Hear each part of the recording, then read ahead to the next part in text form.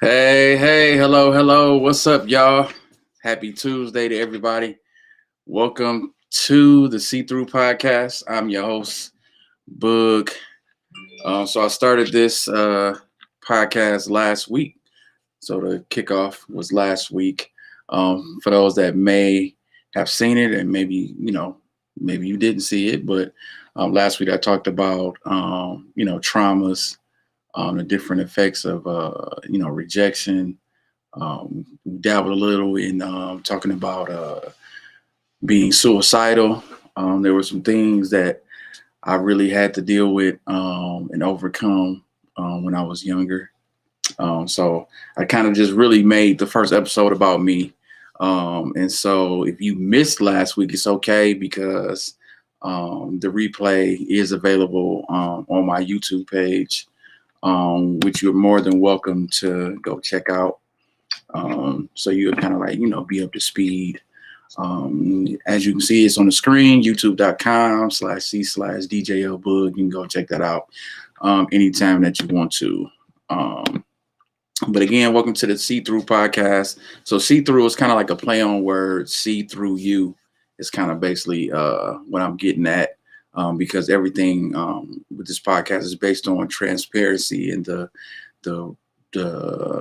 the idea for this podcast came about because I really wanted to help people facilitate their own personal healing through transparency. I know that a lot of people share stories.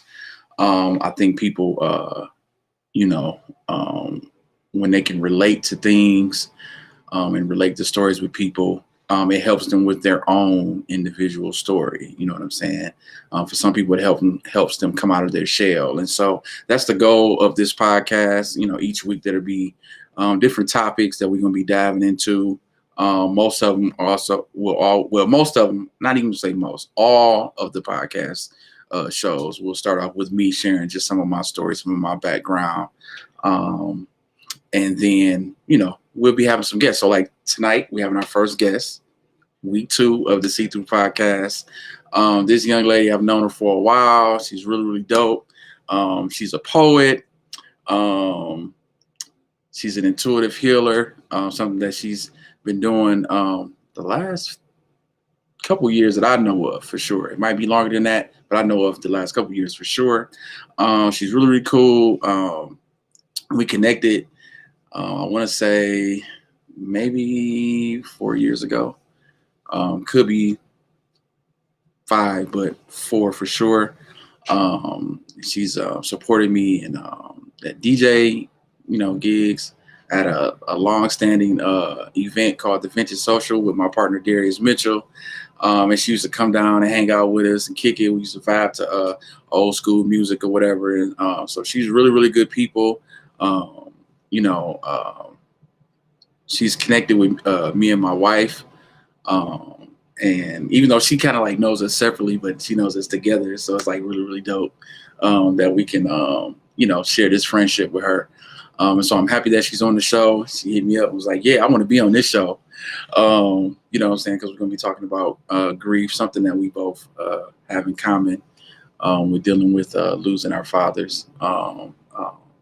Even my wife as well. I probably should have had her on the show too, huh?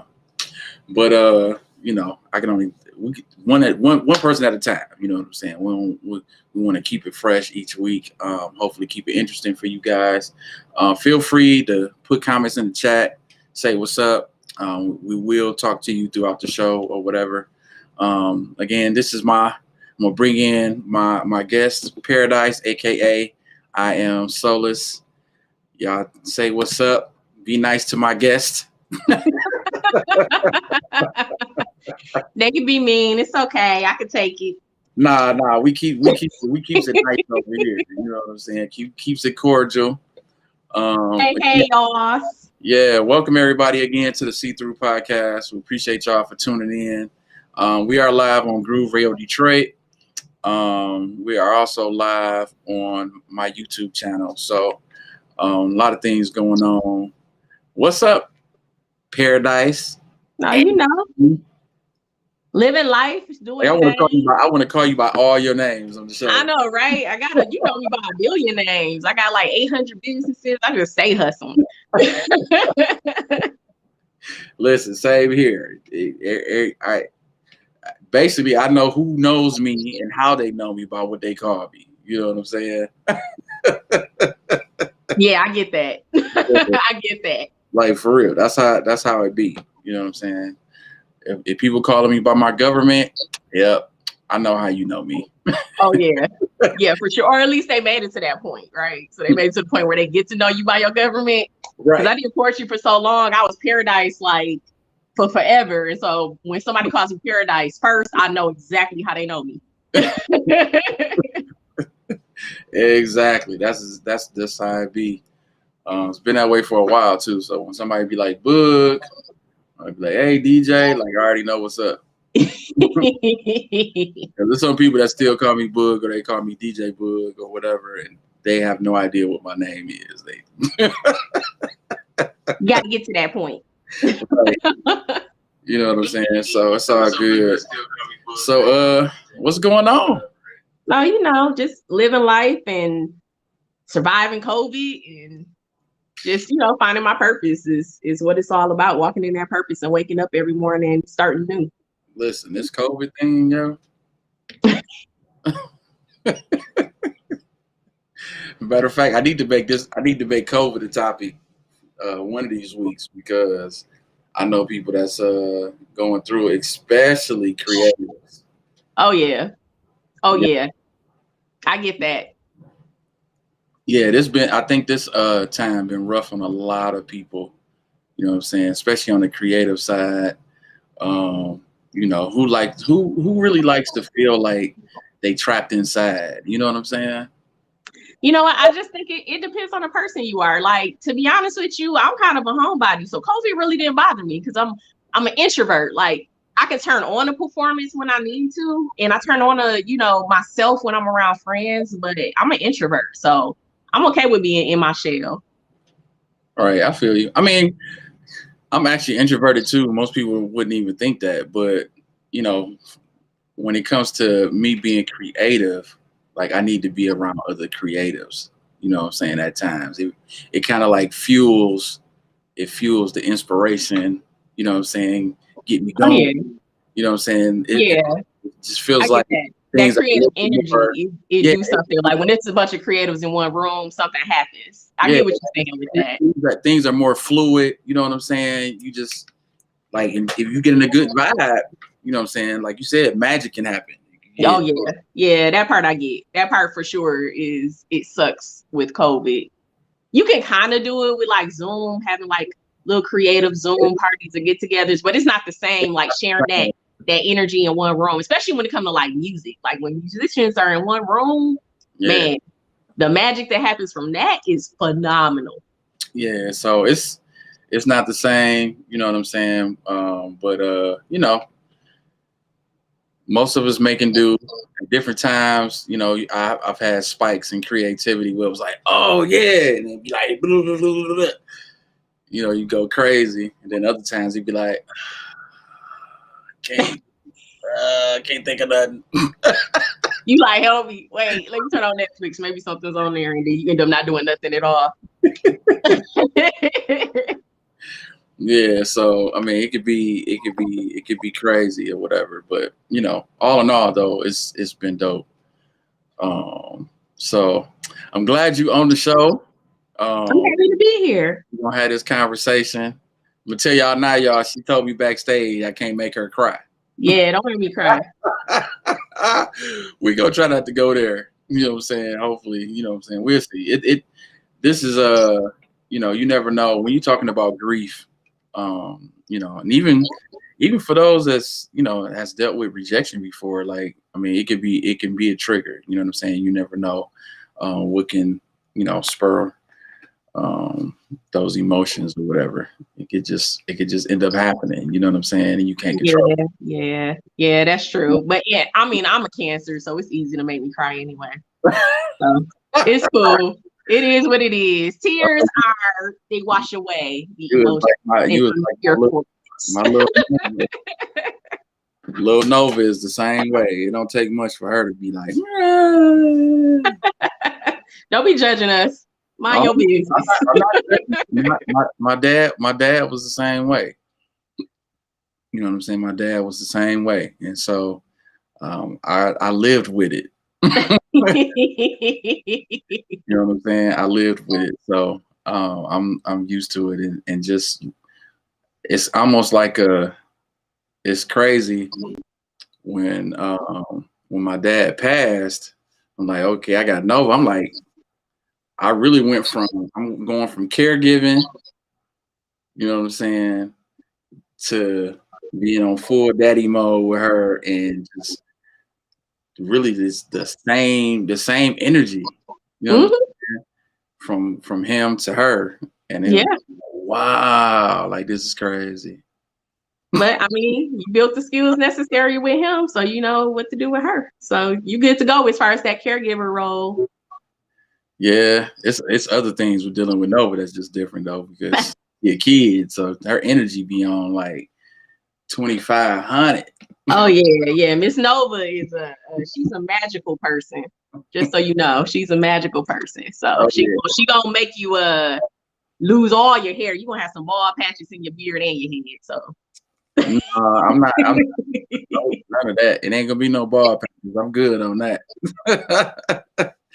Shout out to Natasha tuning in on Facebook. She said, "Hey Angie." Hey Tosh. Shout out to Lavelle Sanders tuning in on YouTube. What's going on? Thank you for tuning in. Hey Val.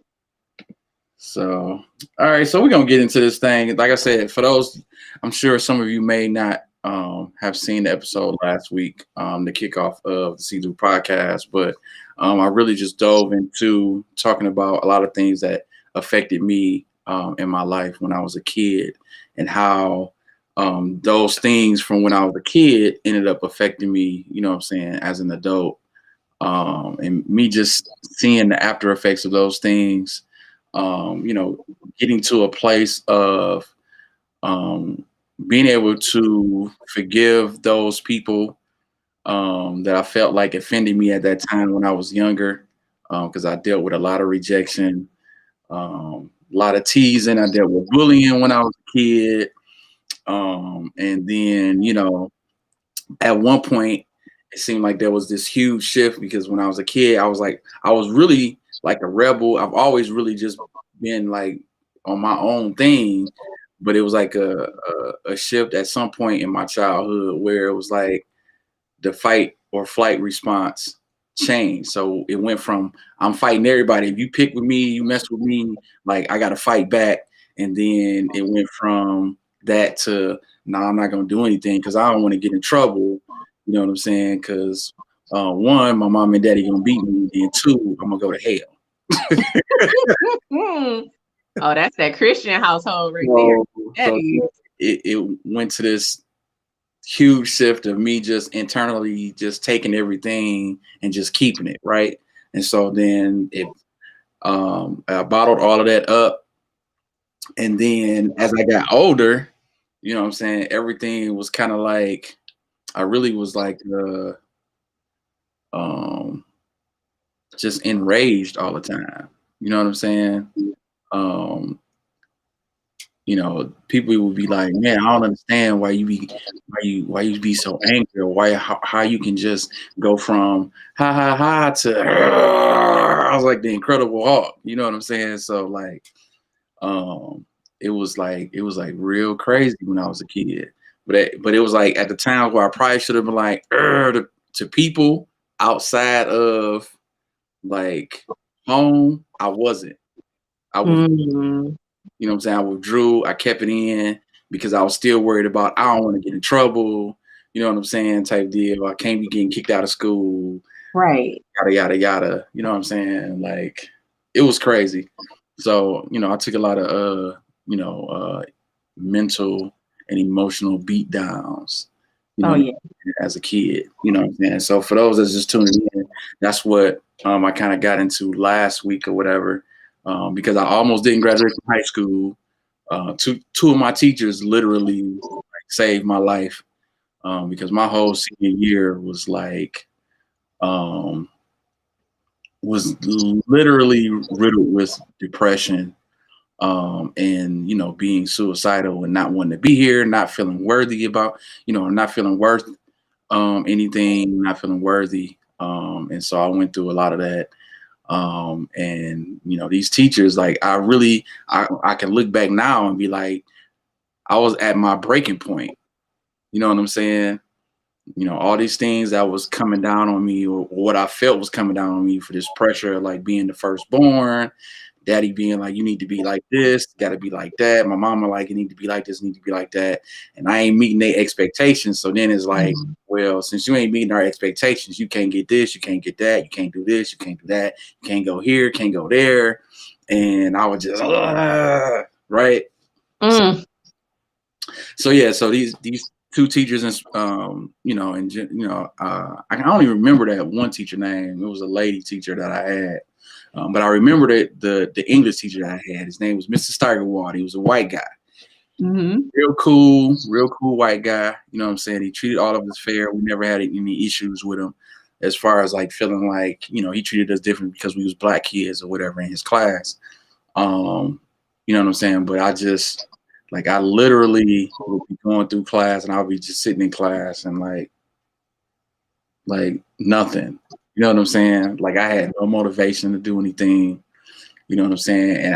And I remember now, like he used to always try to give me like extra chances, like extra credit, and you know what I'm saying? You can do this quiz over this, and that. And I was just like, I just wasn't on it at all. Like I literally got with him and that other teacher that I had passing me. You know what I'm saying? I got by the skin of my teeth. Man. Literally. You know what I'm saying? I had a D average senior year. It was terrible. It should have been an F average. That's how. What, an F average? Oh my goodness.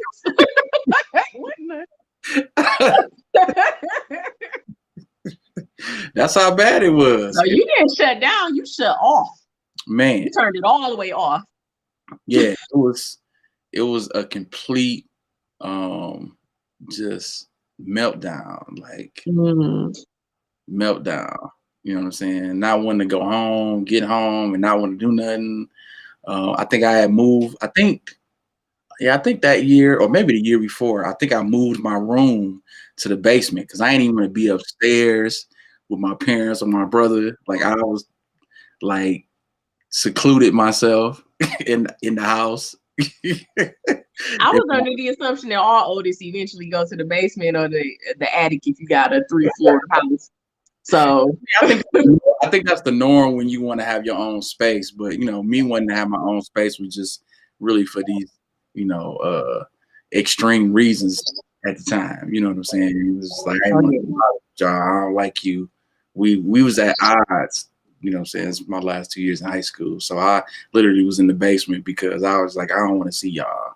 And if my dad had to come downstairs to go do laundry or something, like I was disappearing. Like I dip out.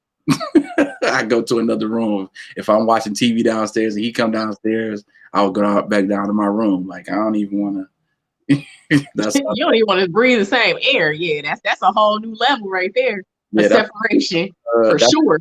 Yeah, that's how bad it got. That's how bad it was. I'm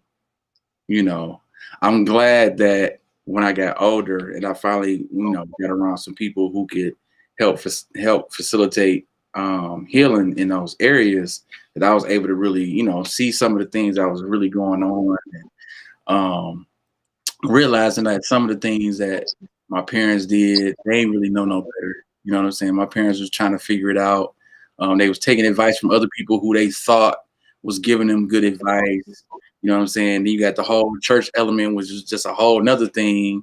You know what I'm saying? Because they trying to impress folks in the church and try not to be this so they won't be labeled and all this other stuff. So they had their own, pressures that they deal. They got their own narratives that they was dealing with and trying to navigate parenthood, especially with you being the oldest. Yeah. You're the first. So they like, and I'm pretty sure as Christians that, and if I'm not mistaken, your dad was a pastor, right? Mm-hmm. So yeah, that's a whole new level. Like just wanting to be seen properly, especially when it comes to the institution of Christianity and what that looks like. And then it's a whole new level when you add Black Christians on top of that. Like you really want to be the pinnacle of what people look up to as Black people in that element. So yeah, they had their own narrative they were working in it, and unfortunately you weren't able at that time to see past the reputation and the perception and the expectations of the sheep. So yeah. So, it ended up getting to a place, you know what I'm saying? Like I was able to actually have a conversation with my dad to kind of understand a little bit more, you know what I'm saying, where he was coming from. So I'm glad we was able to heal, and we was able to make amends, which is really the main reason why I was able to end up being his caregiver. Because I think if I had never got to that place of healing, and we had never had any conversations, had I never got to a place where I could be like, I can forgive you for the things that maybe that you were aware you were doing, but I definitely can forgive you for the things that you weren't aware of. You know what I'm saying? And, had I not got to that point, I can't see myself doing some of the things I did when he got ill. You know what I'm saying? Because I know people that I'm cool with, that I'm tight with, people that I grew up with who don't talk to their parents at all. Like they beefed out, and it don't matter what's going on. Like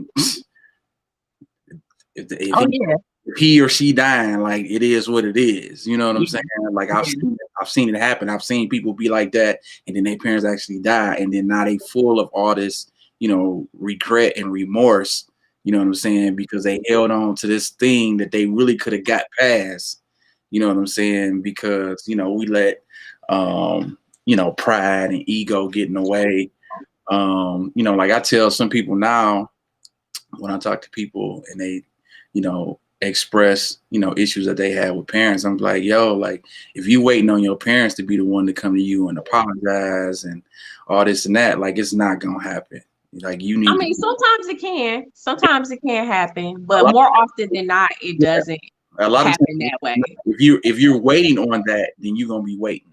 Oh yeah, for sure. Because those parents always think they right. Like, so it's one of those things where it's like I'm the parent and you the child, and what I say goes.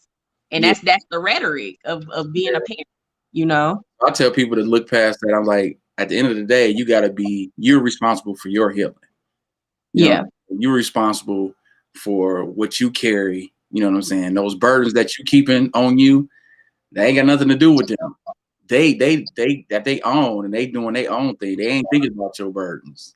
You know what I'm saying? So you responsible for them. So if you want to get this weight off your shoulders, you know what I'm saying? You got to take the initiative, and you got to have that hard conversation that you may not want to have. And, you may have to pull some things out of them. But at the end of the day, you can say your piece. You know what I'm saying? You can release this thing, let it go, and get to that place where you can actually forgive, and then you can move on. If they can't get to that same place as you are, that's not for you to worry about now. You got to do what you got to do for you. Oh yeah. And at least you expressed it, because that's all you can do is express it, Yeah. So yeah, I feel that for sure. Well, I'm happy you got past all that. I'm grateful that you were able to have people in your corner to truly push you into that healing and help you navigate your emotions and give you the things that your parents couldn't give you at the time. So super happy for that to happen, because I know that's what shaped you to be the person that you are today. And you are so helpful, and you're just always that person that pushes positivity. So grateful for that you went through the healing process. Not happy you went through what you went through, but I am, if that makes sense. Oh no, yeah, I'm cool with everything that I've gone through. You know what I'm saying? Like I don't have any regrets about any of the things that I've been through. You know what I'm saying? So that's how it should be. I'm good. You know what I'm saying? And I'm okay with, sharing, you know what I'm saying, what I done dealt with. Some people can identify with it. Not everybody will be, but some do. And so even if it's only like one or two people that identify with it, that's cool with me. You know what I'm saying? And then now maybe I can help you get to the next place that you're trying to get to. You know what I'm saying? Absolutely. My story. So that's what this is about. So shout out to everybody that's just tuning in. Welcome to the thrU podcast. I'm your host, Boog. I got my girl Paradise, aka Angie, aka I am so less. I feel like I should have some like candles or something. That's funny. I got candles lit. I got incense. I got music. Yeah, it's a whole mood for me. So for those that just tuning in, tonight we're gonna be talking about the effects of grief and rejection. A lot of people deal with rejection in their lives. Everybody deal with it a little bit differently. And then, of course, all of us have to deal with grief at some point in time, some earlier than others. And, you know, it could have adverse effects on some people. And, you know, a lot of people, you know, sweeping under the rug, per se, you know, suppress it, run from it, hide from it. You got others, of course, it can always be on the other extremes where you got people who lash out, you know what I'm saying, who project on others because of this pain that they have inside, because of this grief. And so, you know, I'm gonna let you kind of give us your story on you dealing with grief, dealing with your dad. That's something that we share in common, losing our dads. Yeah. Well, as far as grief goes, it's not that I haven't experienced it before. Like, grief is so personal. It's personal with every single person that you lose. Mm-hmm. And it's different with every single person that you lose. And so, like, I had lost people that were close to me before, but my dad is the closest. You know, he went first out of my two parents. So it's, you know, he passed away last year, 2019. His birthday is actually coming up. It's next month, February 20th. So that for me is a celebration day. I take it off. It's a holiday for me. So I take that off. I take his death day off. Like, all of that is a holiday for me. Right. But I lost him to congestive heart failure. We knew he had congestive heart failure for years. My dad's a Vietnam vet. He went through a lot of shit, like going through Vietnam, you know what I mean? So that in itself was a whole thing. So I can definitely relate to you in your youth and all the stuff that you went through. Because on the opposite end, I kind of went through the same things. And it's funny because it goes hand in hand with rejection. Like, I was felt like I was rejected by my dad for like most of my childhood. And adding into that, there's 9 years between me and my nearest sibling. So oh wow, that just, I'm the baby. So that's a whole nother element, but I'm the baby by 9 years. So it was like they never even intended to have me. And I joke around and be like, oh, I was the oops baby. Y'all had a good night one night, and then oops, here I came. You know what I mean? But right. Most of that time of my youth, I felt rejected by my dad. But coming to find out, like, the rest of my siblings also felt rejected by him. And my sister was actually the catalyst for healing because she chose to go to therapy as a teenager. My sister went to therapy at 17 years old. Okay. And a lot of stuff came up in her therapy session, and they, you know, I don't know how they do with everybody else, but like, for her being a minor, they felt it was important to bring in the immediate family and people that she lived with. So I got brought in, my parents got brought in so that we could kind of like work through this family trauma or traumas that she was experiencing.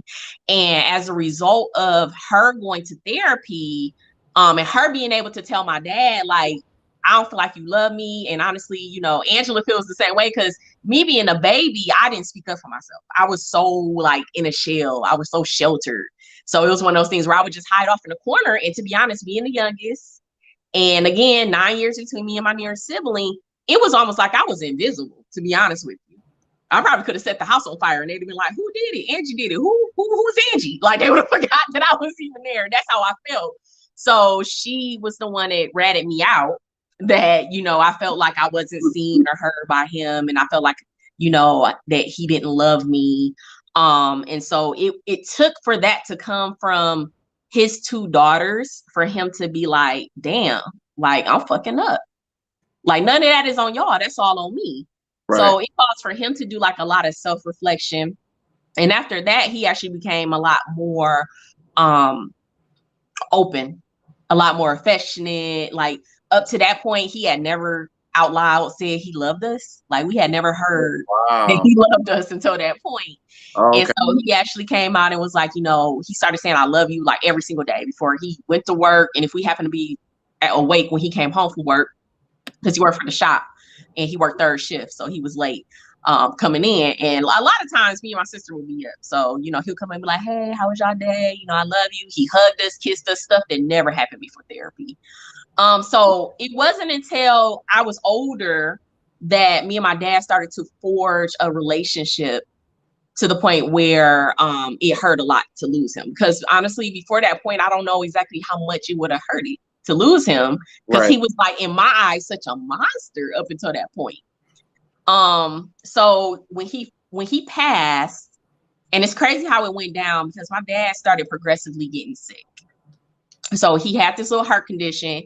He didn't tell anybody about it. In fact, he asked the doctor to keep it a secret. Man, that sounds like my daddy. Mm-hmm. See, I don't know. These older men is hard-headed. Some of the younger ones is too, but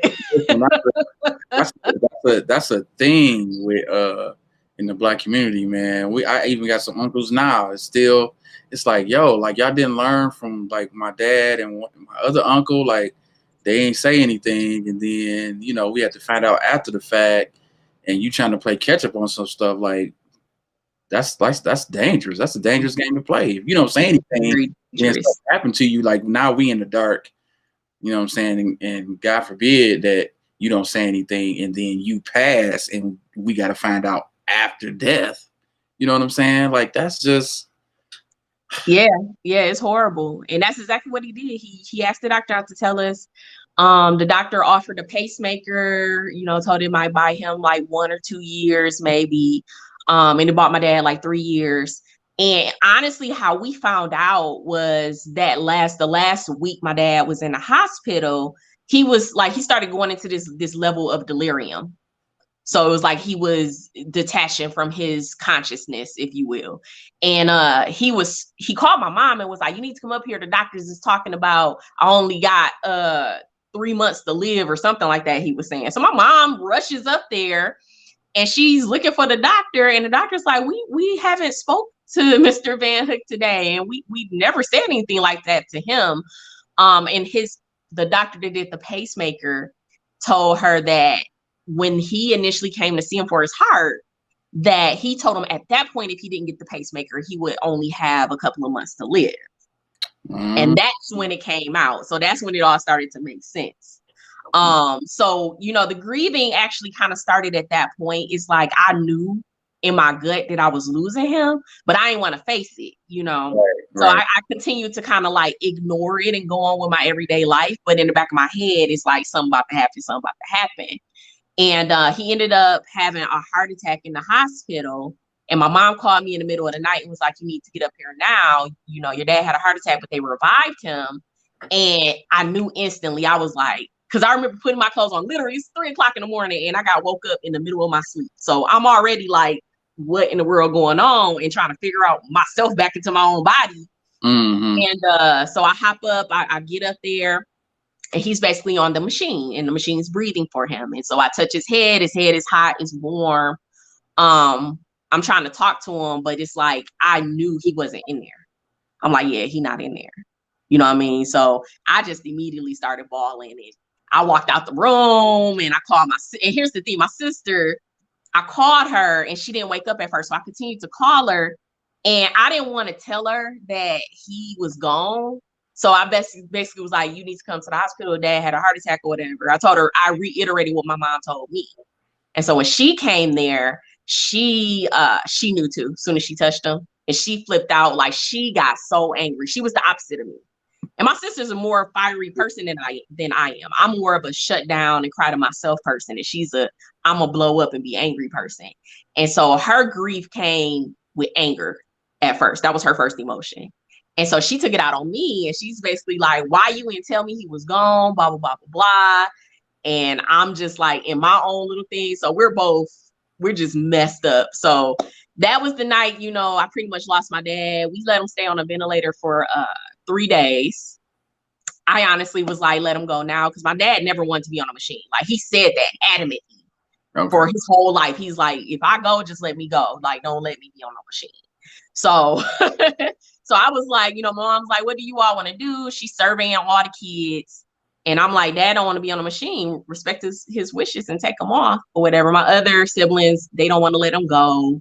My sister said the same thing, take him off, you know. So my mom was kind of stuck in the middle of, do I take him off or do I leave him on? So she was like, I'm gonna give it 2 days, because then you got the doctor who's like, well, if we leave him on, he has brain activity, so he might come back. But in reality, is really don't want to keep him on the machine for a couple of days so they can make some extra money.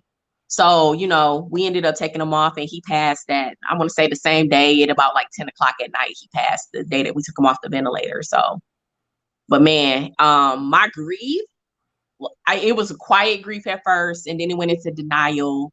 Then it never really got all the way to anger. It was more of a, but why? It was me questioning why. Why did this happen now? You know what I mean? Of all times. And then I want to say the first 6 months, I self-medicated. Like, I was taking Valium, I was doing weed, I was drinking liquor from the time I woke up to the time I went to bed, because I'm like, I just don't want to feel what I'm feeling. So I was heavily self-medicated for 6 months. And it's crazy, because I told my therapist, I'm like, I honestly can't even recall that 6 months. I can't even tell you what happened. Like, I wasn't here. I just wasn't here. Wow. I know. That's crazy. I know, right? Yeah. V, she identifies with you. Especially, I missed her comment earlier, but she was talking about children of war vets have common trauma. Mm-hmm. Her dad was a war vet. My girl Tangerine says sometimes people don't realize what they are doing. You know, yeah, our parents,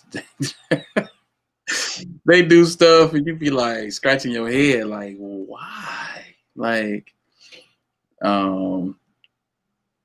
yeah, it's crazy. In my mind, I'll be thinking like, okay, I'm definitely, I can't do the same thing like that my dad did. You know what I'm saying? Like, I wouldn't want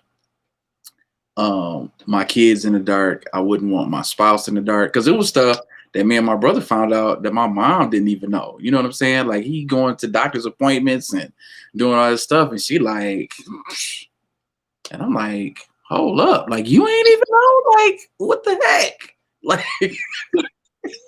You're right. like, man.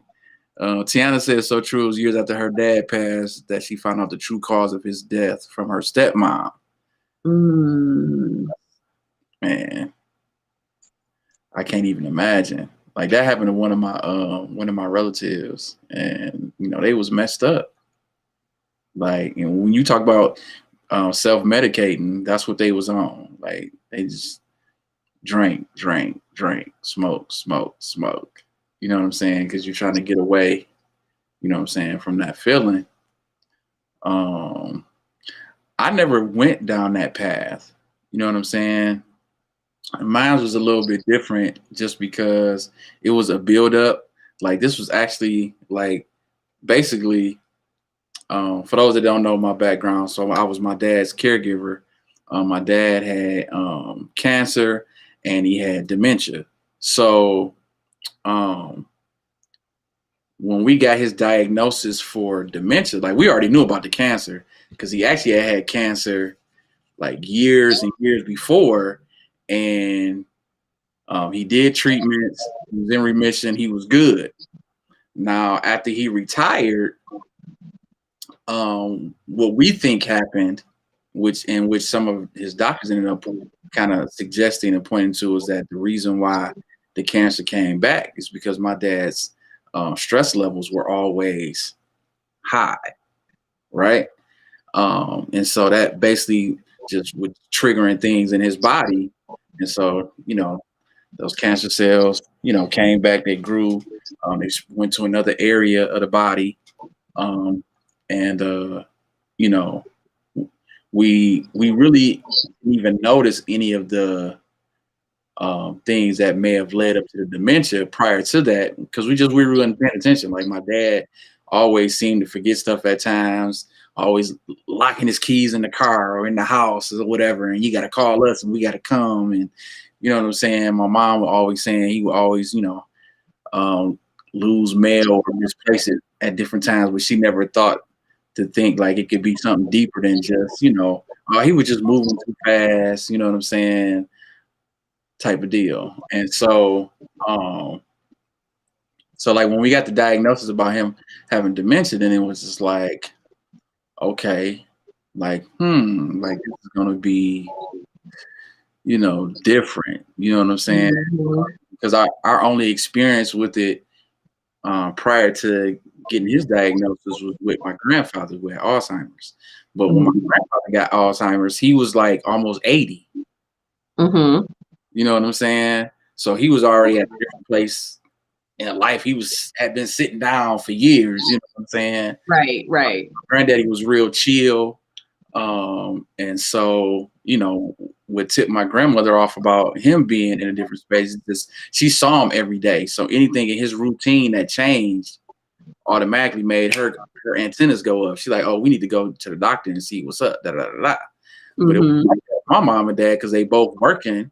My dad was a workaholic. So even after he retired, he couldn't sit still. He decided to get another job. He had 2 jobs. He was always working. He was going from job to job to the church, job to job to the church, job to job to the church. Then my mom was going from the job to the church, the job to the church. So that connection, and really being able to just pay attention to what's really going on just wasn't there for them at that time. And so, we tried to lean on, some of the experiences that we had with my grandfather, but it just still ended up being a little bit different. You know what I'm saying? Especially with my dad being a lot younger. And, them, basically telling us like, yeah, he's probably been living with this now for about 5 years. And we like, whoa. What? Right. They was like, nah, this is like early onset. Like he's had hints of this going on for a while. And looking at, they, doing these tests and things, and we just like, wow. So what made it real complicated was the cancer situation. So we taking them to the doctors for the cancer. We're doing all these, going to the neurologist for this and that, doing all these different tests. And when it got to a point, we ended up changing doctors. We ended up sending him to Carmanos for treatment for the cancer.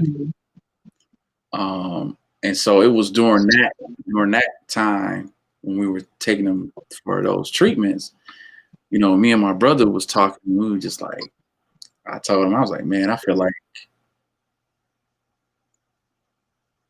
like he a test dummy right now. You know what I'm saying? Like they trying to figure out all this and that. I was like, man,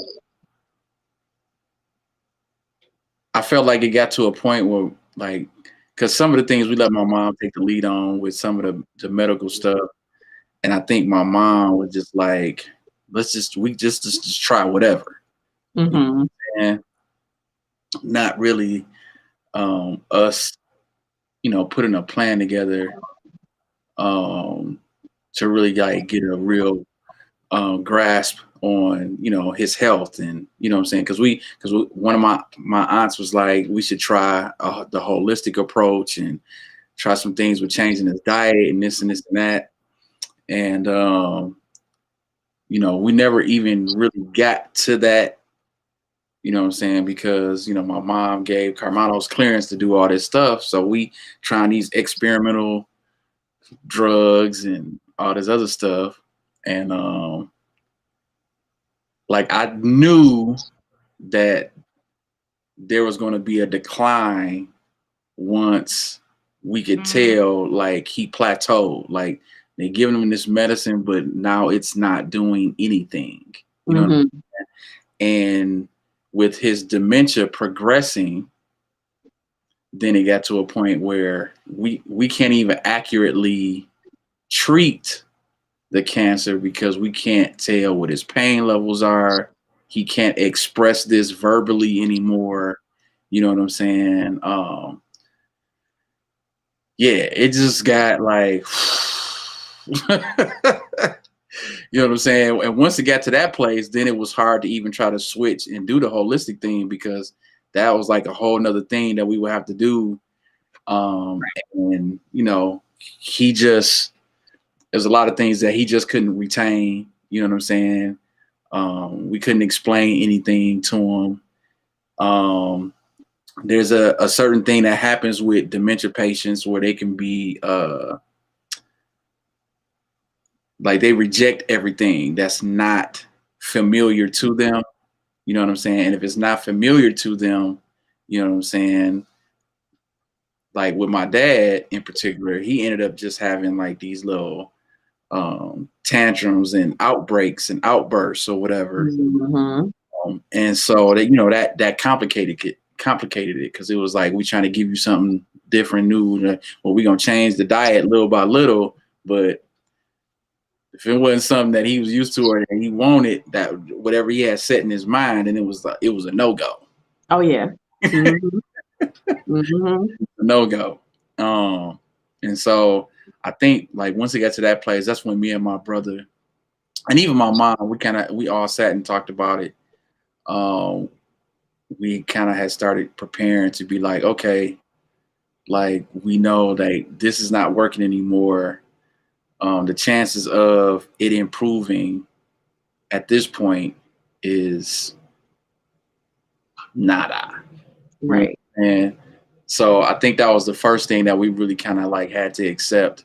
So at that point, it was just kind of like deciding like, okay, well, are we going to have him stay on this medication? Do we want to really try to dive into the holistic thing? So we didn't, because just trying to change up stuff at that time was just really rough with him. And so we stayed with this last, it was like this last experimental drug that they gave us for him. And it really just kept him, I guess you could say, stable in a sense. And so we kind of just went with that. We got to see some normalcy with my dad a little bit. Because then it finally got to a point where my dad was okay with leaving the house. Some of the things that I finally remember is my dad getting to this place where it was like he was dating my mom all over again. Okay. And so it went to this phase, like he didn't want to leave the house, then he wanted to. He didn't want my mom to pick him up, but then he wanted her to. And then it was like, you know, one day we was sitting watching TV, and it was like he just hit me with this, oh yeah, where my girlfriend at? I'm like, your girlfriend? I'm like, who is your girlfriend, Dad? You like inquiring minds want to know what you're talking about. I'm like, you got a girlfriend? You know, so by this time, like, and I actually had already expected that, because the caregiver training that I did kind of maps out some of the stages and levels, you know what I'm saying, and what can happen and when it'll happen, and you can, you know, pick up on certain things to kind of let you know where they are, right? So got to that place, and I'm like, oh, okay. I'm like, yeah, you know, I mean, you want to go see your girlfriend? Where y'all going? Like, I'm talking to, like, you know, I'll hook you up. Like, what you want to do? Where you trying to go? I was like, you know, she got to drive, right? He like, yeah, I don't really like that, but you know, I'm gonna get my stuff together though. And I was like, okay, yeah. Okay, that's cute. That is so cute. So, you know, from that point, you know, we kind of just took a different approach. I think our grieving process, at least for me and my brother, at least, kind of like started then, because you could see, you know, the dementia, you know, getting worse little by little. You know what I'm saying? It really hit us when he started to forget who we were. I was gonna ask if that part came. Yeah, so that part came. It was like it was like off and on. It wasn't a full blown like I totally don't remember you no more, because it really didn't get to that stage. He passed before he even got to that. Mm-hmm. It was an in and out thing. Like I could be there and he'd be looking at me like, oh, who are you? Mm. And so I remember the first day that happened. Just it was our regular routine. A lot of times we would sit down and watch TV. He had this thing about these cop shows and stuff. So I sit and watch that, or we'll watch a movie or something. And he had already came downstairs. I come down, and I'm like, "Hey, Dad, you know what I'm saying? You ready to eat something or whatever?" And his response was like, "Hey, Dad, like I don't have no kids." Mm. I was like, yes, you do. That's why I'm calling you Dad. Mm-hmm. You know what I'm saying? It ain't really hit me when he first said it. I was just kind of like, what is you talking about? So Right. when I walked into the room, into the back room, and I looked at him and I'm like, hey, Dad, like, what you want to eat? And he looked at me and it was like this, like, gloss. Like, it was totally like, like, nah. He was like, I don't have no kids. Are you from the hospital or something? I don't know if he said the hospital, but it was something. Asking me where I was from, and I was like, nah. Mm. So then, I had to turn around because at that moment it hit me like boom, like So I walked back in the kitchen, and then maybe a few minutes after that, then he ended up calling my name. Yeah. So I was like, I'm like, oh man. So I called my brother and I was like, yeah, in this next stage. Nah, and I mapped it. I told him. He was just like, oh snap. Right. Right. So I think that's when we had our real aha moment. Like, you know what I'm saying? It was just Dementia is tough. That right there is something tough to deal with. And like, I know, like with my dad, he didn't have like dementia per se, but I think, and I don't know for sure because he's the only person I ever interacted with at that point of getting close to dying. But I want to say that I think most people who are like long-term sick or terminal get to a point where they have like some sense of dementia and they can't, like, their reality is slipping.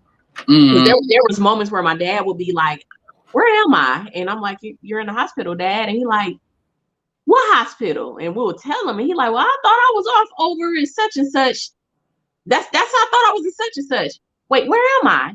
And I'm like, you're in the hospital, Dad. Like, he kept going back to that, where am I? Mm-hmm. We were fortunate that he didn't get to a point where he like didn't recognize us, because the nurse would come in every time and be like, do you know who this is? And he will be able to say, that's my wife, those are my daughters. So he can name all of us.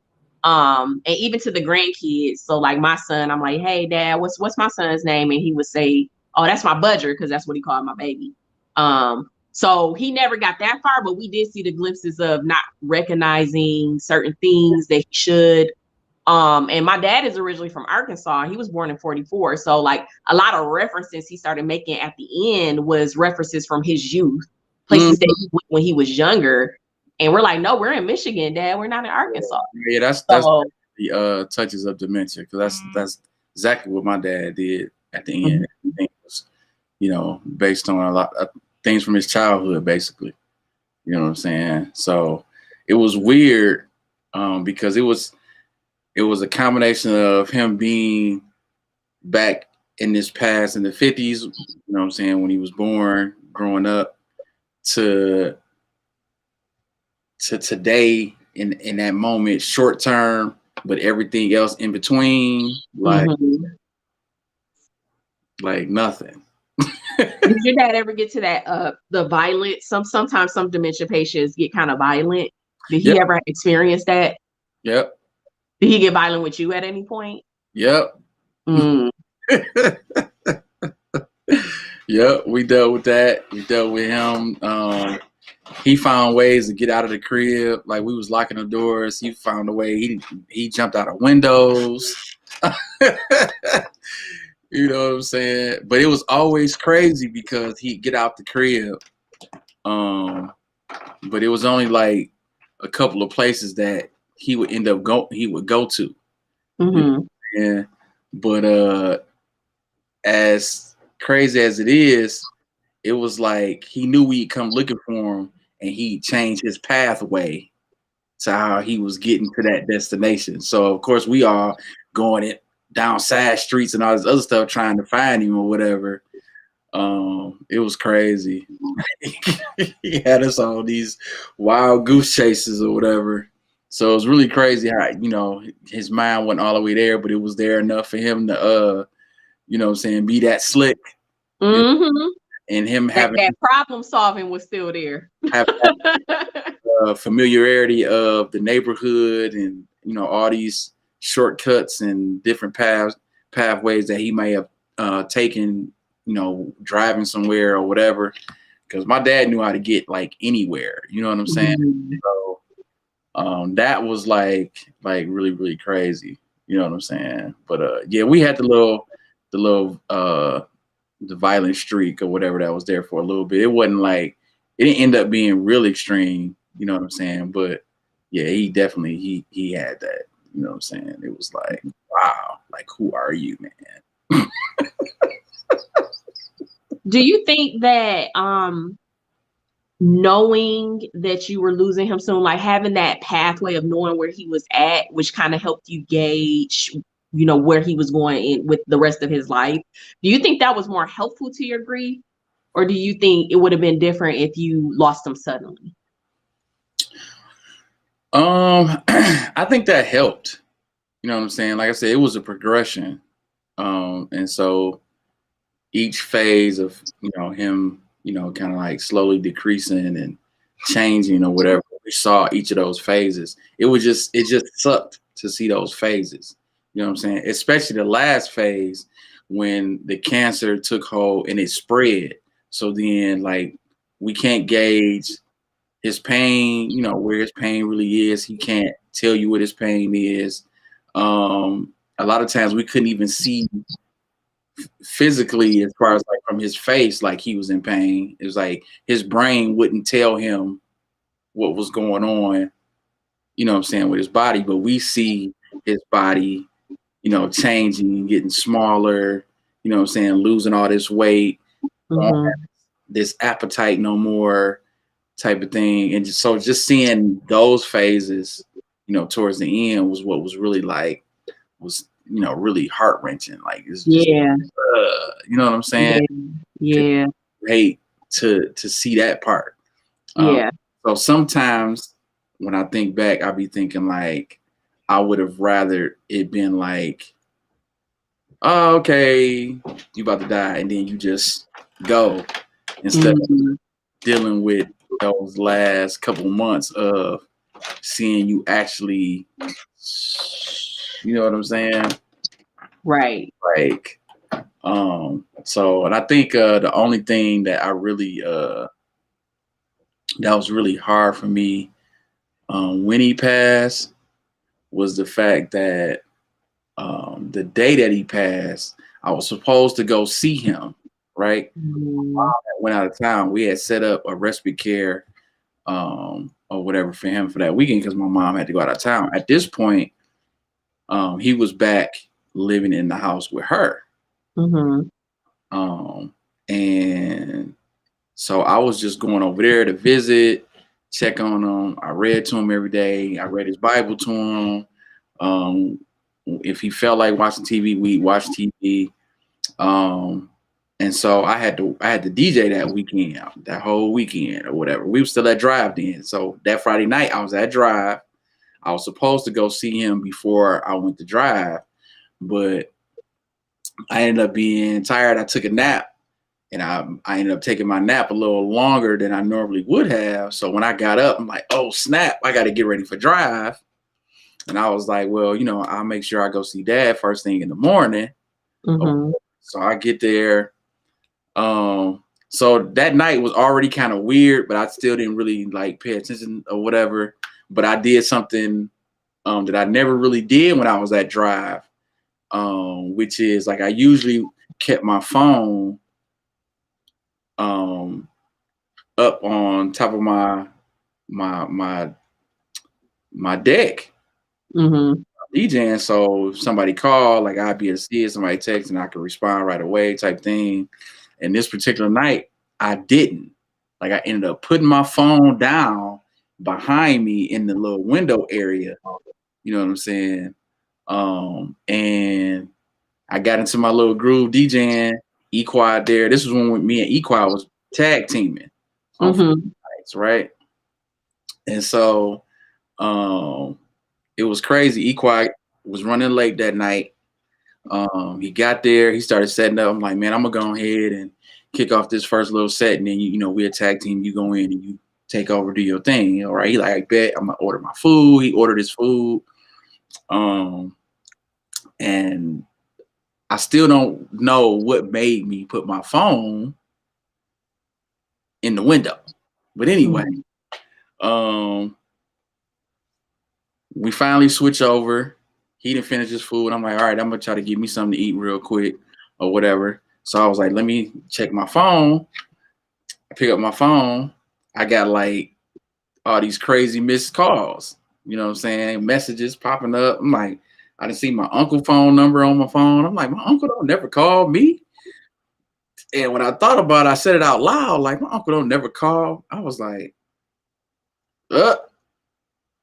So I think I ended up actually before I even got to call him, my brother had called me back, right? So my brother is in Indiana.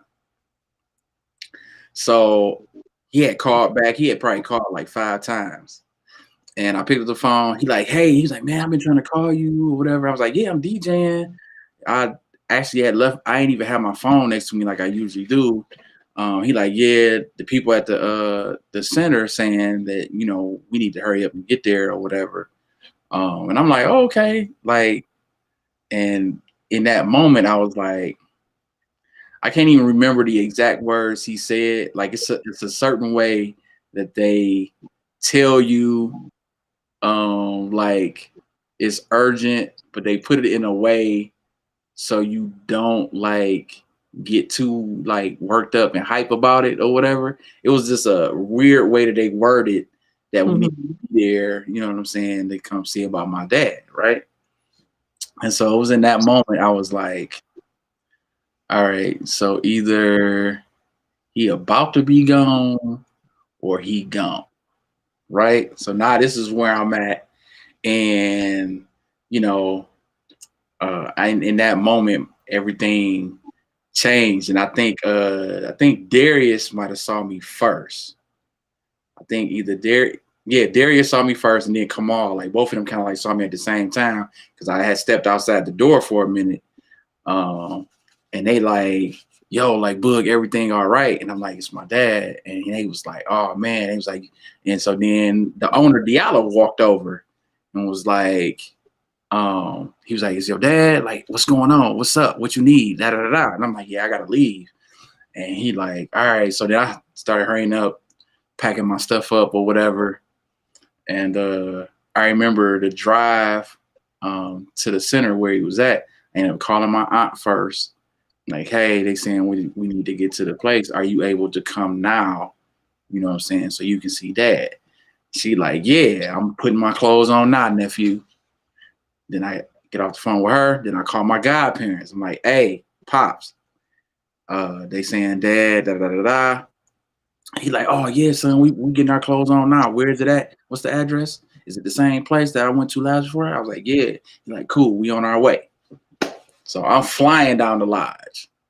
Just like, so in my mind, I'm mad because I didn't go, you know what I'm saying, to see about him and check on him like I had planned to in that moment. So now I'm like, I'm mad. Because at this point, now I know for sure, like, I'm like, he's gone. I know he's gone. Right.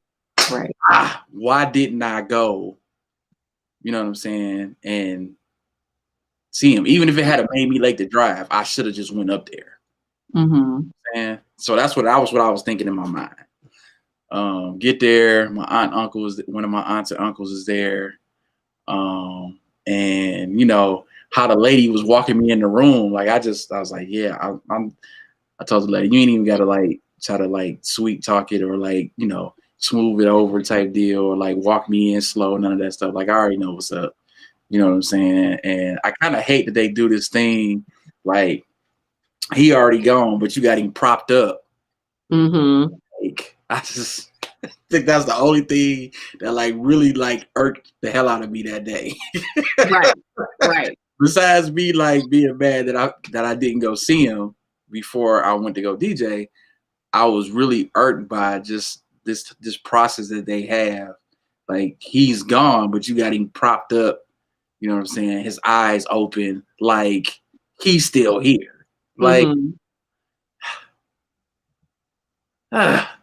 Right. Right. So, and I mean, I don't know about nobody else, but looking at somebody that's no longer here and they pupils like they gone. Like, who wants to like? I just that irked the hell out of me. I fortunately did not have to see that. Like I said, my dad was pretty much in a coma, so his eyes were already closed. But the night that I went, when my mom called me, I pretty much said my goodbye that night. Plus my son, for those who don't know, is handicapped. So while my mom was at the hospital, I needed to be with my son to make sure that he's taken care of. And so I pretty much said my goodbyes that night. In fact, when my mom called and was like, we're going to take him off, do you want, someone to come sit with Sean so you can come up here and be with your dad or see your dad? And I was like, I've already said my goodbyes, I didn't feel guilty for that. I was like, I already said my goodbyes. Go do what you got to do. I'm good. So, my dad honestly looked no different from the last time I saw him to the time I saw him in the casket, and I'm okay with that. So. Yeah, I wish that was my reality. Like I think that was really the only thing that really irked me. That irked me so much that night. You know what I'm saying? So I closed his eyes. After I did my final goodbye, sat next to him, and I was just like, so, and I didn't want to tell my brother. I think my brother already knew too when he was on his way, but it was like that final, like when he finally got there, because at that time he lived in Fort Wayne, so it took him a little over 2 hours to get there or whatever. And so, he knew when he drove up. We just kind of embraced, and then we went in. Same thing I did. It's kind of like your own final goodbye, even though, you know what I'm saying, already gone. So we just had that little process. Everybody that came up there, we let them have a moment of, being able to say bye. I think the only person that really took it real hard was my aunt, because her and my dad, being siblings, they was really like best friends. So they hung out together.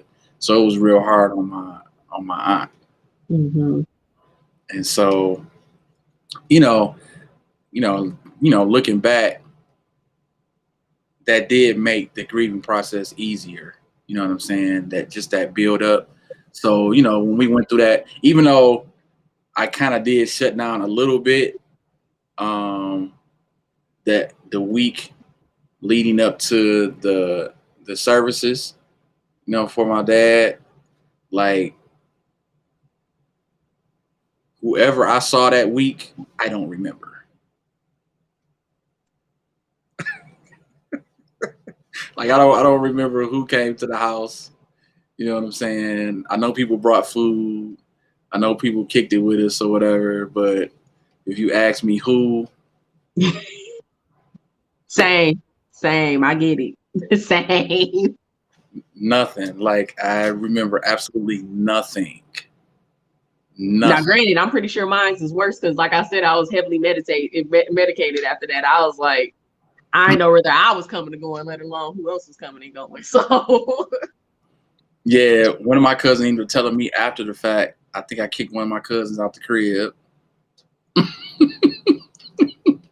But they was trying to smoke in my daddy crib. I'm like, my daddy ain't even smoked. Like, why the hell? So he gone now. So you think you can just smoke in the house now? Like, what is that? Like, nah, cuz, like, get out of here. So they told me I kicked him out, and I was like, well, I that sounds like me. You like, yeah, that's about right. Yeah, so I think after that, I didn't really have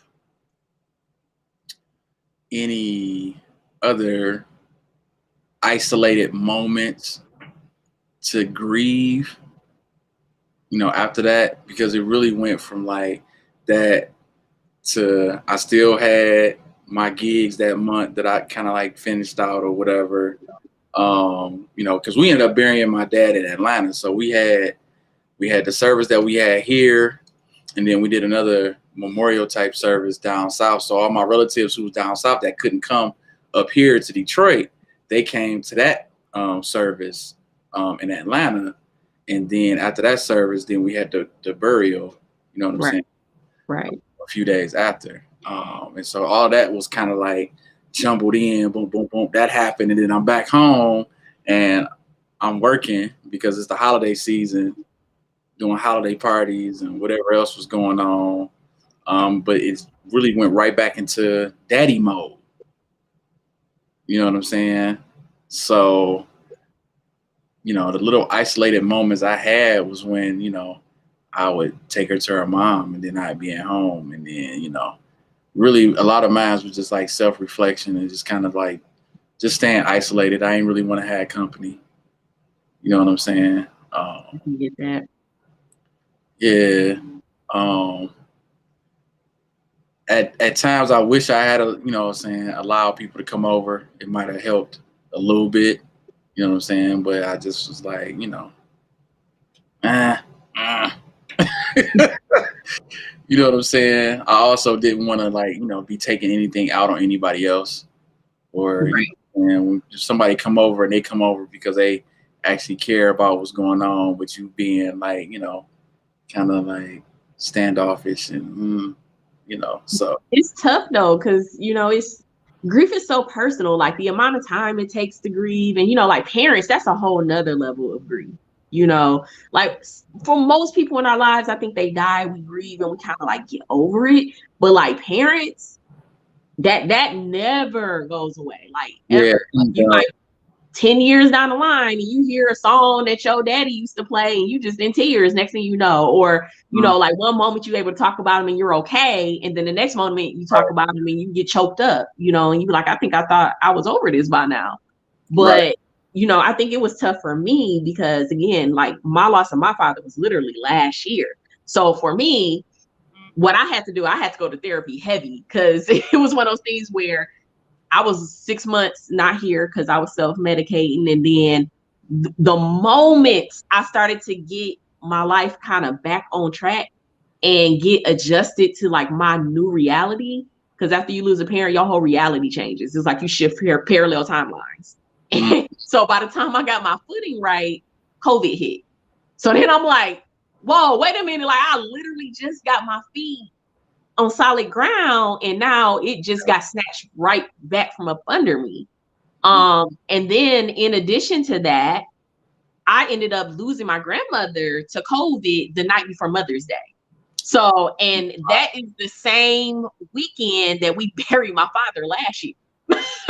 Oh, wow. So it was one of those things, but I'm happy that I did go through like that intensive therapy, because otherwise I don't know where honestly I would be today dealing with all of that, because it would have just built up and built up and built up and built up to the point where it would just be unbearable. Yeah, that's crazy. Tiana said she didn't have to build up. When it came to the end, I had to drive to Wisconsin. Really had to go into planning mode. He was gone within 15 minutes of my arrival, and all arrangements were on me. I had no time to process anything until after. Yeah. That's a lot.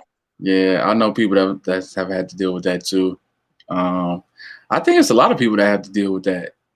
Honestly, maybe not the driving part, but just the, not really having to build up. It happens, and then you got to go right into planning the arrangements. You know what I'm saying? It's never really a situation where it happens and then you got like days and weeks to just kind of chill and mull over it, and then go into that. Like it literally is like boom, boom, boom, boom. You know what I'm saying? Yeah, it can be rough. My mom dealt with everything real smooth, you know what I'm saying, for the most part. I can't even really fathom or imagine, you know what I'm saying, what it's like to lose your partner, you know what I'm saying? Um, I think um, she was able to take everything in stride. Like I said, we kind of with the way the stages happen, you know what I'm saying? Like, cause she was still working at first. She hadn't retired yet, which is Mm-hmm. why I took on the role of being a caregiver because the option of like sending him somewhere just he was already like you know what I'm saying? And so I was like, okay, like yeah, this we gonna have to keep him home. Like he ain't like he gonna mess around and fight the staff. You know what I'm saying? Like Mm-hmm. Mm-hmm. you know, so Absolutely. I think it was yeah, my mom, just even her strength through all of it, it just I admired it because she eulogized my dad. You know what I'm saying? And so it was like, okay, like well, you handling it, you good. She ain't never had and my mom's not a super emotional person anyway. So, you know, whatever she is or was dealing with at the time, it's all internal anyway. I could, definitely see that being, nights having to try to now readjust to not having someone, you know what I'm saying, with you or whatever. Um, so yeah. That's true. That's very true. My question for you is I went through this phase of questioning my own morality after I lost my dad. Did you experience that? Questioning my morality. I don't think Yeah, like kind of exploring it. Like I had more thoughts of like, dang, like one day I actually won't be here. Like if it could happen to my Superman, my dad, because I'm a daddy's girl, it's gonna happen to me, right? Because like I never in my life pictured my father, the person who always came to my rescue anytime I needed anything, he was front and center. Never in my life thought that he would not be here. I just didn't think about it. You know what I mean? So right. when it became reality, it made me say, like, dang, that's you one day. Yeah, I think I've always kind of looked at death that way as far as like, yeah, I know it's gonna be my day one day. I don't know when that's gonna happen. I always have thoughts like, man, I wonder what that's gonna feel like. Like, am I Yeah, yeah. like when I'm actually at that moment, like, am I gonna be able to know like it's about to happen, or is it just gonna be like a flash? You know what I'm saying? It's over with. You know what I'm saying? Mhm. Um, yeah, I don't. Yeah, death has always been fascinating to me anyway because there's just so there's such this big unknown. You know what I'm saying? Like Right, what's actually happening. You know what I'm right. saying? And during that process, like even when I think about my dad, like what happened in those final moments. You know what I'm saying? When he took his final breath. You know what I'm saying? Mhm. Where was he at? Did he come to a point internally where he was just like, I'm ready to go? You know what I'm saying? Or, was he still trying to hang on, but his body was just like, nah. You know what I'm saying? Like Mhm. it's an unknown. You don't really know. Yeah, I had You never know? thought about it until that point. Like I said, and that point, it haunted me for like months. Not even I say haunted me, but I'm an intellectual. I'm a thinker. So it's one of those things where I just jumped down this rabbit hole and I was thinking those same exact thoughts. But then I came to a conclusion. And my conclusion was based on my experiences with my dad in them last days. And like now that I listen to you talk about your dad and his bout with dementia, like life is literally nothing but consciousness. And I think it's more like we go to sleep every day and they say that sleep is the cousin of death. So it's like one of those things where I think we kind of like dream, like we go to this other place, this other sense of awareness. Cause like as I was listening to my dad talk, he was like, yeah, I talked to Jesus, which was weird because my dad did not go to church. Okay. My dad was like the male version of Medea. He made up his own scriptures. He had a Bible that was this big, it was burgundy, and it had three men on the front and afros. Like that's who my dad was. And for him to be like, he talked to Jesus and Jesus told him he had work to do on the mountain, and he went on the mountain and he was meeting all the people that he was going to be working with. That was literally my dad's story 2 days before he passed. So I'm like, it made me think, like, I think we kind of go into this dream state. And it's just like, we don't know what happens before we born. We just know we are here. We have awareness. We're crying. We're looking around. We see faces that are kind of familiar, and we drinking a bottle. Like, that's pretty much all we know. So I don't know. That's a little off topic, but my brain tends to go. No, I mean, I get it. I mean, we definitely going someplace. You know what I'm saying? And I mean, we're made of energy. We're you know what I'm saying? We're spirits, and so it's got to go somewhere, right? Mm-hmm. So let me know tonight you have a conversation about parallel timelines. I'll come back on and talk about that. Natasha says her constant thought regarding passing is how her children will handle it with them being disabled. You know what, Tosh? My son is completely dependent on my family to take care of him. He has a condition called schizencephaly. It's in the same family as cerebral palsy. And so he's completely dependent. He can't walk, he can't talk, he can't do anything for himself. And so those thoughts constantly go through my mind. And I find myself going back and forth, like, I hate to say it, but I'm like, I'd rather he go before I go. Because at least if he goes before I go, I know he's taken care of. So it's more like I'm worried about him than I am about me. Like, I honestly don't care. When I go, I don't care. I won't care. But for him, it's one of those things where I just couldn't have that. So I know that sounds like weird to say, but that's just where I'm at with it. No, I get it. I mean, it makes sense to me. It makes sense to me. If my child was in that place where they had to fully depend on me, and then I leave them, you know what I'm saying? Yeah, I don't. Yeah, no, I wouldn't want that to happen. I don't even want to think about somebody else having to have the responsibility of, you know what I'm saying, that. So right. I get it. Right. And it's even deeper for me because, like, my support system literally is my mother. So it's one of those things where I'm a single mother. I don't have a partner. I'm not married. At least, like, Boog, you got a wife that you can trust, that would look after your daughter and take care of her to the utmost. For me, it's one of those things where, like, if I go and my mama happen to go, or me and my mama go at the same time, then what? Right. Like, yeah, that's rough. That's definitely a thought. Oh yeah. Thank you for bringing that up, Natasha. That's a yeah. That's a big question right there. Yeah, like definitely something that could be, I could see as a concern for any parent that's dealing with that. Natasha said that makes total sense. She said that makes total sense. Yeah. Do you think that grief can trigger the feeling of rejection? I think it can for some people, but I think it depends on where you are when it happens. Like, for people who may be at odds with their parents, I could see, if there's anything that's causing a strain, if you're already having like some underlying issues, I could see somebody taking it as a rejection. And even if there aren't any underlying issues, sometimes I think some people want to be like, well, why you leave me, type thing, like they left you on purpose. You know what I'm saying? Like they had a choice in the matter. Yeah, like I feel like, you know what I'm saying, that sense of rejection could be there. I think I've seen that before.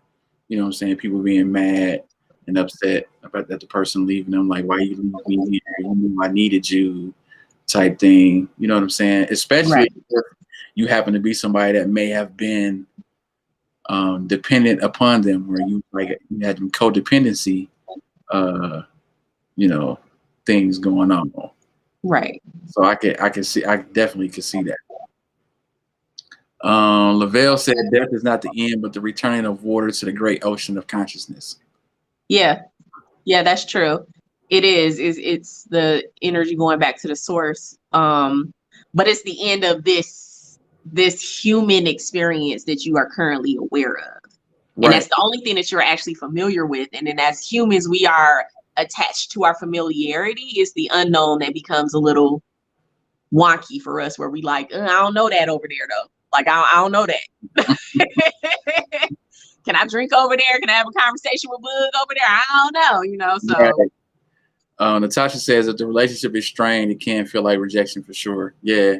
Like, I mean, I've seen it. So, yeah, that's definitely, that definitely can play into rejection for some folks.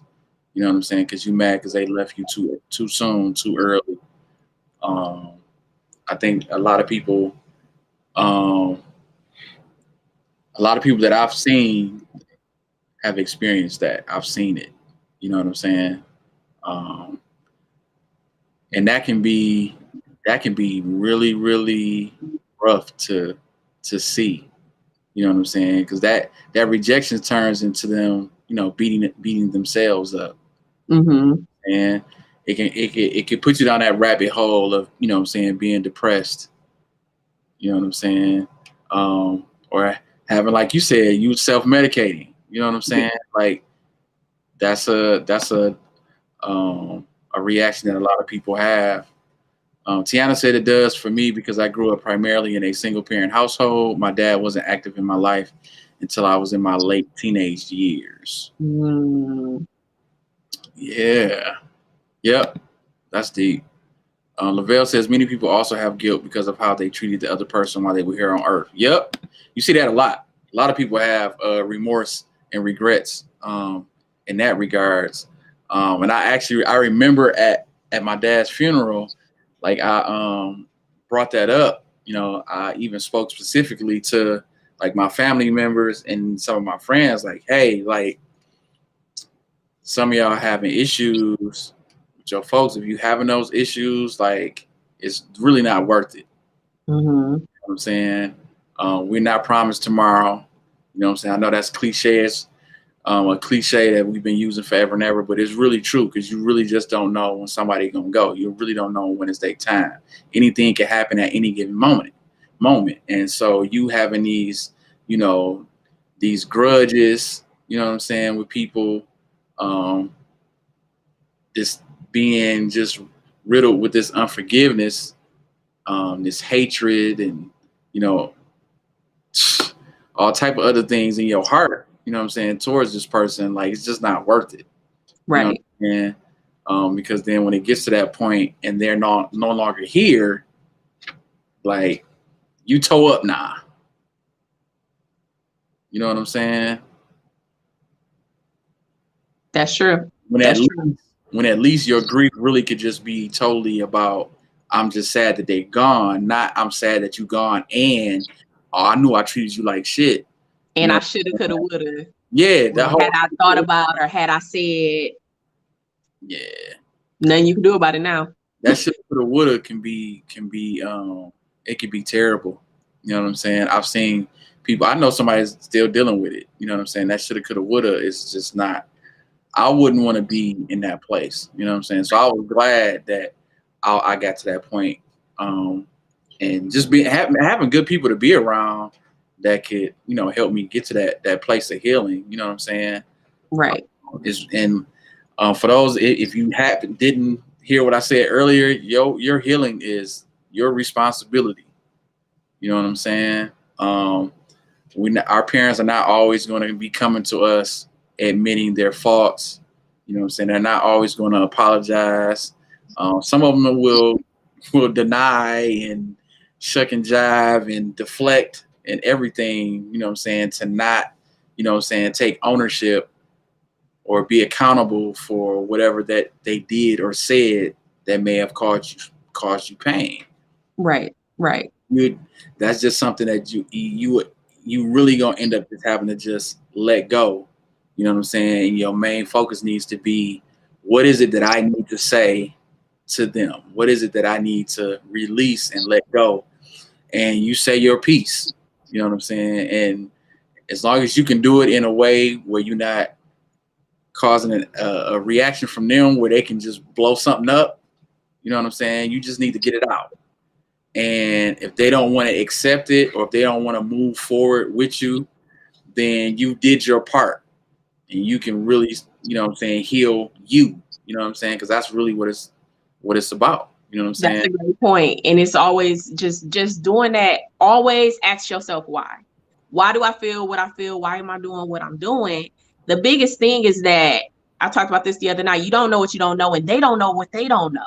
So sometimes our parents or people we have relationships with truly don't understand or know that they've done something to you, especially if you go into shutdown mode or Mm, shut off mode, and you go in your head and you having all these narratives like, oh, they just don't care about me, and they mm, just want to run off and do what they want to do, or they always being mean to me. They don't know you thinking that, baby. Them your thoughts. right. So Right. it's your job to say it out loud that, this is how I feel. And these are the things that you've done to make me feel that way, and I really want to have a relationship with you. I really want it to be as strong as it can be.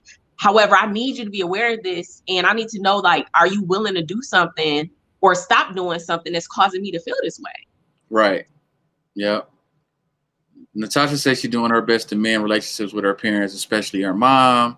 She is the one who raised me. I don't want either of them leaving without them knowing how I felt or feel. Yeah, Natasha. That should be something you should actively work on for this year. You know what I'm saying? Whatever you need to do to get to that place where you can have that hard conversation with them and express how you feel in the best way that you can. You know what I'm saying? Without you returning the offense, which is key. You know what I'm saying? I had to learn that. You know what I'm saying? Because I think the first couple times that I talked to my dad, it didn't go over as well as I thought it would. But that was because I was still really coming from this place of anger instead of just really just keeping in the perspective of, hey, I just need to let you know how I feel. You know what I'm saying? And not automatically assume that you're not going to receive it, or that I'm still, projecting this certain thing because I feel like you going to be this certain way about it. You know what I'm saying? Like, I just really had to strip that away, where I went in with no expectations, no assumptions, you know, Mm-hmm. just me being able to say what I needed to say, and then actively listen after I said what I said. You know what I'm saying? So, yeah. Natasha, I encourage you to, to find a way to get to that place. You know what I'm saying? Definitely do it when you're ready. Don't force it. You know what I'm saying? Definitely do it when you're ready. But just don't procrastinate on it. You know what I'm saying? Right. Don't. And to piggyback off of that, Tosh, what helped me to be able to open up and start talking to my parents about about my issues with them was I needed to kind of write my thoughts out first. Like, I needed to understand what I was feeling, and I needed to get my thoughts out. And then another thing I did was I wrote all the expectations that I had from that interaction, and I literally ripped that paper up. Because like Boog said, you can't go into it with the expectation that I'm gonna say this and either they're not gonna accept it, or I'm gonna say this and we're gonna be, the Partridge Family and be kumbaya holding hands singing in the backyard. Like, literally, your expectations should be boiled all the way down to the bare minimum, which is, I'm saying this because I need to get it out, and Yep. I expect nothing in return. Exactly. That's it. Yep. That's exactly it. Like, that's where it's at. So to anybody that's on here, if you got parents, Natasha, anybody else that might have been, viewing tonight, if you got any type of lingering issues, you know what I'm saying, with parents, find a way to heal in that area. You know what I'm saying? Find a way to get to that place where you can address that and do it in a way where you're not really like compounding whatever, prior issues were there. You know what I'm saying? But be prepared for it to not necessarily be what you want it to be. And you need to be okay with that. You need to be content and knowing that regardless of what happens, I'm okay with whatever response or reaction, you know what I'm saying, comes, and I can walk away not, you know what I'm saying, feeling any, you know, bad feelings, not being offended because you didn't accept what I'm saying or whatever. Because that is a possibility. You can go to them and they will deflect. They, you know what I'm saying, they will brush it off. They will try to find a way to turn it and spin it and say it's you. You got to be able to brush that off. Or not be able to be accountable for it. But again, realize that they're human just like you do. And just like you're fighting your own demons and you're going through your healing process, they're fighting their own demons. And maybe they're choosing not to heal, and maybe they are. But just do your part by getting it out. So that way, if something does happen to them or something happens to you, because we don't know when you're on your deathbed, most people say that, you know, you tend to go into this reflective mode. So, but at least you can say I'm peaceful because I said everything that needed to be said and I left no stone unturned. Right. That's essentially what it's about. Yeah. Yeah. See, no crying. We good. I got a little teary-eyed. Got a little, just a little bit of mist, little thug tear build up, you know. A little misty.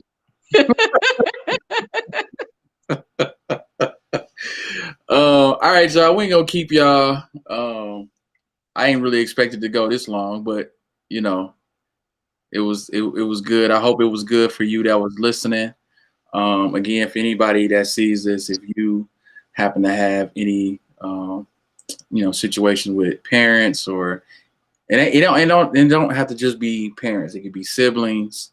You know, people that you called friend at one time, and y'all might have fell out over something that really, when you think about it, wasn't even really that deep. You know what I'm saying? A lot of things come down to miscommunication or misunderstanding.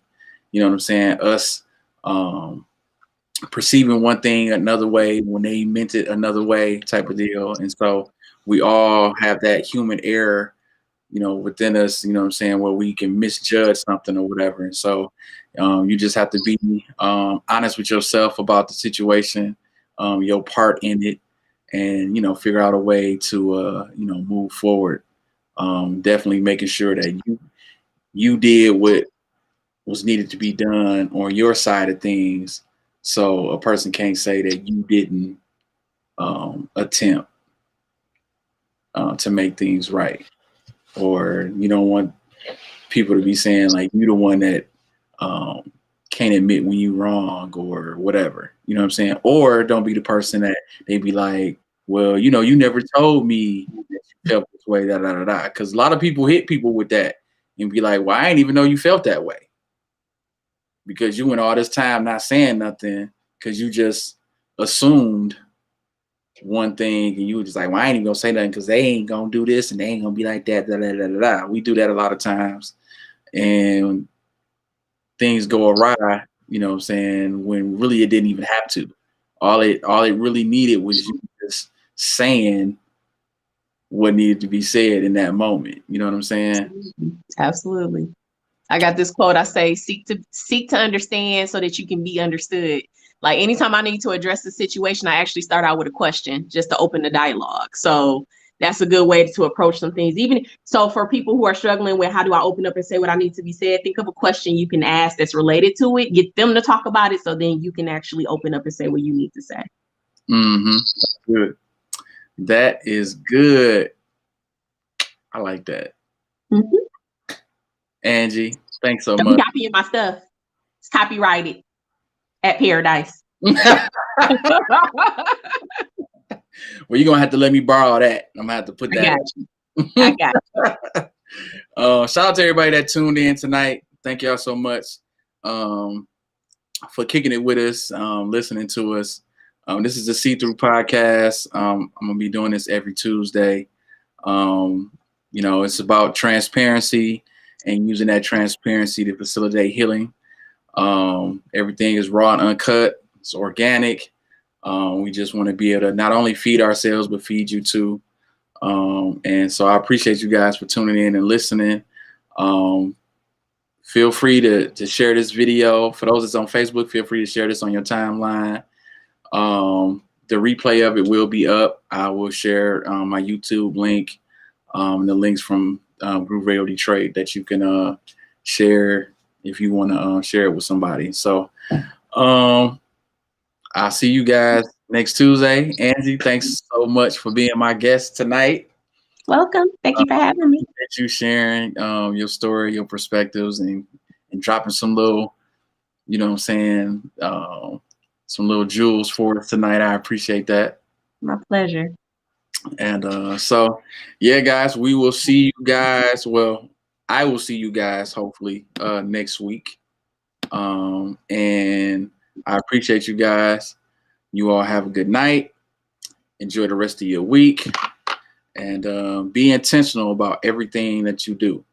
All right? Be intentional about your healing because it's really, really important. All right, come on, Pastor. Yeah, don't let nobody tell you different. All right? I love y'all, and we out.